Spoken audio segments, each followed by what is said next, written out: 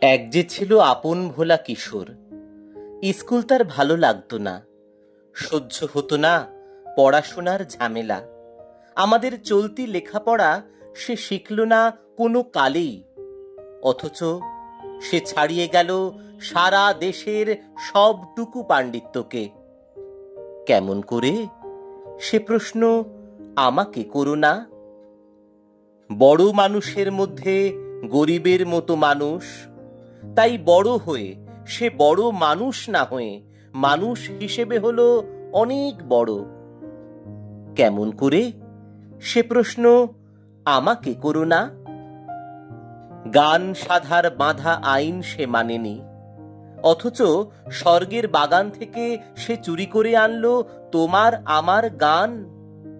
কবি সে, ছবি আঁকার অভ্যাস ছিল না ছোট বয়সে, অথচ শিল্পী বলে সেই পেল শ্রেষ্ঠ শিল্পীদের সম্মান। কেমন করে, সে প্রশ্ন আমাকে করো না।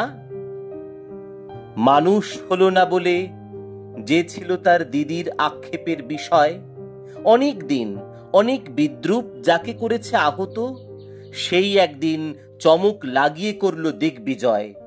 কেউ তাকে বলল বিশ্বকবি, কেউ বা কবিগুরু। উত্তর দক্ষিণ পূর্ব পশ্চিম চার দিক করল প্রণাম। তাই পৃথিবী আজও অবাক হয়ে তাকিয়ে বলছে, কেমন করে, সে প্রশ্ন আমাকে করো না। এ প্রশ্নের জবাব তোমাদের মতো আমিও খুঁজি।